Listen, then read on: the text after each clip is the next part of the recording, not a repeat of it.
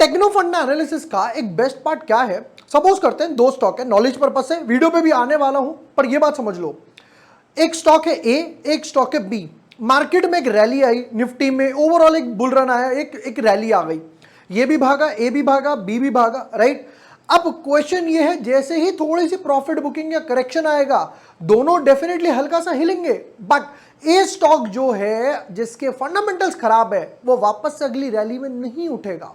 यहां पर दूसरा स्टॉक जो बी स्टॉक है, उसमें अगर हल्का सा करेक्शन आया बट वापस से अगर उसके फंडामेंटल स्ट्रांग है, वो वापस से ऊपर जाएगा, क्योंकि जो पहले वाली मूवमेंट थी वो रियल मूवमेंट थी। ये बेनिफिट होता है टेक्नो फंडा एनालिसिस देखने का।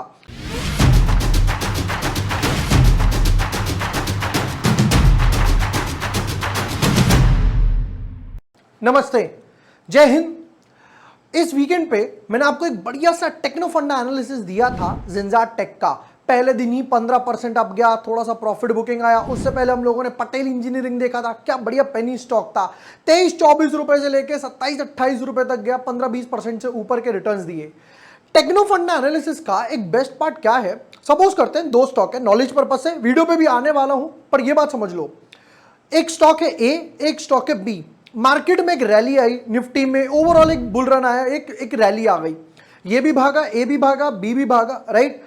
अब क्वेश्चन ये है, जैसे ही थोड़ी सी प्रॉफिट बुकिंग या करेक्शन आएगा, दोनों डेफिनेटली हल्का सा हिलेंगे, बट ए स्टॉक जो है जिसके फंडामेंटल्स खराब है वो वापस से अगली रैली में नहीं उठेगा।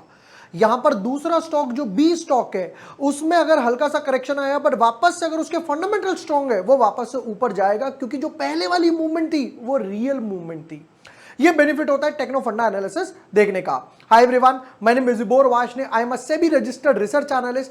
आज वापस से एक और बढ़िया से टेक्नो फंडा एनालिसिस करने वाले हैं। एक स्टॉक जहां पर एक लग रहा है कि बॉटम बेस फॉर्मेशन हो चुका है, एक हल्की सी मूवमेंट आई है, तो definitely risk reward highly favourable है, और उसके फंडामेंटल्स में क्या चल रहा है वो भी हम देखने वाले हैं। विदाउट वेस्टिंग टाइम चलते अपने एनालिसिस पे डीप डाइव करते हैं। But yes, before moving ahead, अगर अभी तक आपने चैनल सब्सक्राइब नहीं किया है, subscribe the channel, press the bell icon. जैसे ही हम लोग कोई भी वीडियो डालेंगे, या यहाँ पर जो आजकल हमारा ट्रेंड चल रहा है शॉर्ट्स का, तो हम लोग शॉर्ट्स डालते हैं, 1 मिनट के अंदर 2 स्टॉक बताते हैं, वो भी प्रॉपर चार्ट्स लेवल्स के साथ। चलो, आज का जो मैंने स्टॉक पिक किया है वो है बिरला सॉफ्ट। बिरला सॉफ्ट में क्या हुआ पहले वो समझते हैं डेली चार्ट से, फिर इसके लेवल्स पे, और रीजन क्या है इसको पिक करने का, वो मोस्ट इंपॉर्टेंट है। तो डेफिनेटली यहां पर मेरे पास जो मल्टीपल रीजंस है वो देखते हैं। जरा चार्ट को थोड़ा सा और जूम इन ले लेते हैं ताकि बेटर क्लियरिटी हो। चलो, अब ये चार्ट देख के जो लोग मुझे काफी टाइम से जानते हैं, उन लोगों को पता लग गया होगा कि ये चार्ट मैंने क्यों पिक करा। एग्जैक्टली नंबर 1 वो था ये इनसाइड बार आईबी बीओ लिख देता हूं, इनफैक्ट इनसाइड बार ब्रेकआउट। जो लोग नए हैं, जिनको आइडिया नहीं है कि इनसाइड बार ये क्या है, जो मेरी वीडियो फर्स्ट टाइम देख रहे हैं, आपको कुछ नहीं करना, या मेरे चैनल पर जाना है, एक ऑप्शन मिलेगा आपको प्लेलिस्ट का, home, video, shorts, live playlist का। प्लेलिस्ट में एक यहां पर टैब मिलेगा आपको, that is price action strategies के ऊपर। यहां पर मैंने अपने काफी सारे वीडियोस डाल रखे हैं, आप इस पर क्लिक करोगे ये सब आ जाएगा। फर्स्ट वीडियो है इनसाइड बार ब्रेकआउट के ऊपर, इसका स्क्रीनर भी इसके अंदर इंक्लूड है। अब हुआ क्या पहले वो समझते हैं। यहां पर 4 दिन पहले स्टॉक गैप अप खुला, ठीक है, गैप अप ओपन हुआ, have a look at volumes, massive volumes के साथ, सबसे बड़ी बात। उसके बाद कंसोलिडेशन होता रहा, फिर वापस से ब्रेकआउट जो था वो कंटिन्यू फॉर्मेशन में चल रहा है। तो ये तो क्लियर है कि ये जो मूवमेंट था वो रियल मूवमेंट था। वो सबसे बड़ा ट्रिगर था मेरे लिए कि अगर यहां पे ऊपर गया, कहीं वापस से गैप फिल करने तो नहीं आ रहा, नहीं आ रहा, ये वापस से अप ट्रेंड के मूवमेंट को कंटिन्यू कर रहा है। Fair enough. अब एक काम करते हैं, जल्दी से क्विकली इसके फंडामेंटल्स पे नजर मारते हैं कि मूव आ तो रहा है, पर क्या आगे सस्टेन करेगा, और सबसे बड़ी बात तो ये मूव कब तक कंटिन्यू रहेगा। तो एक काम करते हैं, पहले देख लेते हैं इंडस्ट्री। बिरला सॉफ्ट है आईटी सर्विसेज एंड कंसल्टिंग में। चलो, उसके बाद देखते हैं कि कंपनी के पास और क्या क्या है, कुछ रेशियोज वगैरह देखेंगे कंपनी के। Let's have a look. Sector का पीई रेशियो चल रहा है 28 का, स्टॉक का चल रहा है 27 का, नेक टू नेक के आसपास है, ठीक है। डिविडेंड यील्ड 1% के आसपास है। उससे भी मोस्ट इंपॉर्टेंट बात, यहां पर price to book value 3.5 times के आसपास है। ज्यादा ओवर वैल्यूड भी नहीं है, बट ज्यादा अंडर वैल्यूड भी नहीं है, ठीक है। अब एक काम करते हैं, प्रमोटर होल्डिंग से देखते हैं। अब क्वेश्चन हर बार ना लोग मुझसे यही पूछते हैं कि यार आप हमेशा सबसे पहले ये प्रमोटर होल्डिंग की तरफ क्यों जाते हो। तो उसका रीजन मैं बताता हूं। सपोज करते हैं मुझे पता है मैं कल कौन सी वीडियो बनाने वाला हूं, कौन सा स्टॉक बाय करवाने वाला हूं, जिस पर मेरे एनालिसिस चल रहे हैं, इन डेप्थ चल रहा है, राइट। इसी तरीके से एक प्रमोटर वो होता है जिसको पता है कंपनी में कल क्या हुआ, आज क्या हो रहा है, उससे भी मोस्ट इंपॉर्टेंट बात कल क्या होने वाला है वो इंपॉर्टेंट है। सेम गोस फिर एफआईआई, डीआईआई, ये अपने लेवल पे रिसर्च करते हैं, मैनेजर से भेजते हैं, मैनेजमेंट से मिलते हैं। तो यहां पर इन लोगों की जो होल्डिंग्स है वो मायने रखती है। तो एक काम करते हैं, प्रमोटर होल्डिंग से स्टार्ट करते हैं। यहां पर प्रमोटर की होल्डिंग है 40% के आसपास। थोड़ा सा जूम इन कर लेते हैं, काम करते हैं बेटा, चलो 40.4, 40.3 बराबर, थोड़ा सा बड़ा 41.4, हल्का सा डाइल्यूट करा, हल्का सा डाइल्यूट करा, फैक्टर इन है, नेग्लिजिबल है ऑलमोस्ट, ठीक है 41%। अब आते हैं नेक्स्ट एफआईआई की तरफ। एफआईआई की बात करें तो यहां पर 15, 12, 12, 11, एफआईआई ने थोड़ा सा माल यहां पर काटा है, ऑलमोस्ट 4% के आसपास माल काटा है, ठीक है। डीआईआई की बात करें तो यहां पर डीआईआई ने थोड़ा सा 2% के आसपास माल ऐड करा है 19 से लेकर 21 की तरफ, ठीक है। पब्लिक के पास आते हैं तो पब्लिक के पास जो होल्डिंग है वो है सिर्फ 26% की, सिर्फ 26% की होल्डिंग है पब्लिक के पास यहां पर। चलो क्या कोई बड़ा नाम सामने आ रहा है वो भी देख लेते हैं। कुछ लोग ऐसे होते हैं जो बाय करते हैं रिटेल में बट वो सेल नहीं करते। Let's have a quick look. Public holdings की बात करें तो यहां पर आशीष धवन का नाम सामने आ रहा है सिर्फ। तो ऑलमोस्ट की बात करें तो ऑलमोस्ट 23-24% के आसपास फ्री फ्लोट यहां पर है, ठीक है। क्वार्टर रिजल्ट्स देखेंगे अब की बार कि क्वार्टर रिजल्ट्स में कंपनी के क्या चल रहा है, और जूम इन करते हैं क्वार्टर रिजल्ट्स के साथ बेटा।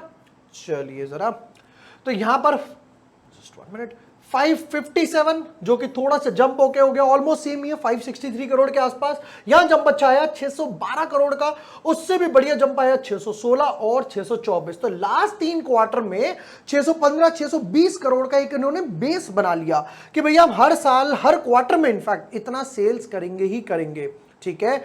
नेक्स्ट पार्ट पर आ जाते हैं कंपनी के, कि कंपनी के पास अब सबसे इंपॉर्टेंट बात एक चीज और ऑब्जर्व करने वाली है, वो है ये देखो 2.3, 2.5, 2.6, 2.3 इन्होंने अपना जो इंटरेस्ट था हर क्वार्टर में वो तो कम किया ही किया है, ठीक है।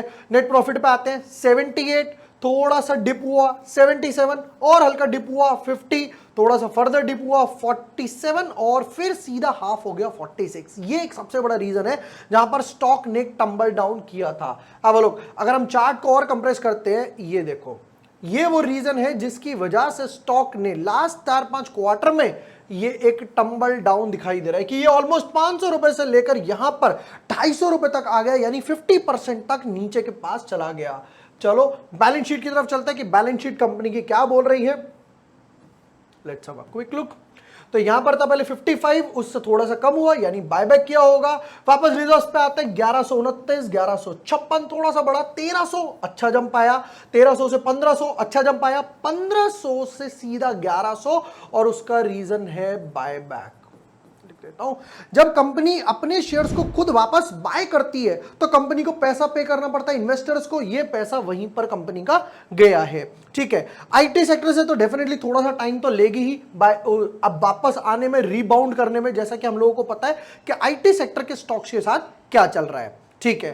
थोड़ा सा और जूम इन करते हैं। अब मुझे जो रीजन था इसको पिक करने का कि किस रीजन से ये अट्रैक्टिव बना, वो है ये देखो, ये एक सबसे बड़ा रीजन था कि यहां पर एक बार गया बाउंस आया, 2 बार गया बाउंस आया, तीसरी बार गया बाउंस आया, बैक टू बैक 3 बार यहां पर बाउंस आ चुका है, ठीक है। अब एक काम करते हैं, इसका वीकली चार्ट देखते हैं कि वीकली चार्ट में हमारे पास क्या है। अब क्विक लुक, सेम चीज सेम स्ट्रक्चर यहां पर बना हुआ है वीकली चार्ट का। उससे भी मोस्ट इंपॉर्टेंट बात देखना कि मैंने इसको पिक क्यों किया। डेली चार्ट में तो इनसाइड बार ब्रेकआउट है ही है, उससे भी मोस्ट इंपॉर्टेंट बात वीकली चार्ट देखो। ये पहली 1, 2, 3, 4, 5, 6, 7, 8, 9, 10, 11, 12, 13, 14, 15 कैंडल्स के बाद जाकर यहां पर वीकली चार्ट पर, नॉट डेली चार्ट पर, नॉट 15 मिनट के चार्ट पर, वीकली चार्ट पे जाकर यहां पर इनसाइड बार ब्रेकआउट आया है। That is most important thing. यही चीज हम लोगों ने जेंजर टेक्नोलॉजीज में देखी थी, होटल के जब 4 स्टॉक डाले थे वो देखी थी, इनफैक्ट पटेल इंजीनियरिंग में भी हम लोगों ने सेम चीज देखी थी। ये एक रीजन था इसको पिक करने का कि यहां पर वीकली चार्ट पे इनसाइड बार ब्रेकआउट आया है, डबल बॉटम भी बना है। चार्ट को कंप्रेस करते हैं, लेवल्स देखते हैं क्विकली कि लेवल्स क्या रहने वाले हैं। तो डेफिनेटली यहां पर मुझे पता लग गया कि यहां पर एक बेस बनाया है, तो ये जो एक सपोर्टिव बेस है समथिंग अराउंड, ये जो इनसाइड बार के तरीके से आएगा समथिंग अराउंड 248 245 के आसपास, ये मेरा यहां पर एक स्टॉप लॉस रहेगा। पहला टारगेट ये रहेगा मेरा कम समथिंग अराउंड 500 के आसपास, और दूसरा टारगेट मेरा ये रहेगा 560 के आसपास, समथिंग लाइक दिस वे। ये यहां पर जाकर बॉटम फॉर्मेशन करके एक पूरा सा एक राउंड बॉटम कंप्लीट कर सकता है। अब look at volumes, volumes looks दो इंटरेस्टिंग। ये सबसे बेस्ट पार्ट है कि आईटी के स्टॉक्स में डेफिनेटली अभी पता है मूवमेंट नहीं आ रहा, 1 साल 1.5 साल बाद जाकर आएगा, तो मैं अभी से थोड़ी सी क्वांटिटी ऐड करके रख लेता हूं। क्यों, कई बार क्या होता है आपने नोटिस करा है, लोग जो स्टॉक भाग रहा है उसको बाय करने का ट्राई करते हैं, और जब तक रैली मिस हो जाती है वो ट्रैप हो जाते हैं। एक बढ़िया से फंडामेंटल, ऐसे फंडामेंटल स्टॉक को पिक किया जाए जो अभी नहीं चल रहा, आज नहीं तो कल चलेगा, कल नहीं तो परसों चलेगा। यही एग्जैक्टली रीजन है टेक्नो फंडा एनालिसिस का। ये थे बिरला सॉफ्ट के टेक्नो फंडा एनालिसिस। वीडियो पसंद आया हो तो share with your friends, like and subscribe. Thank you for watching the video. Lots of love.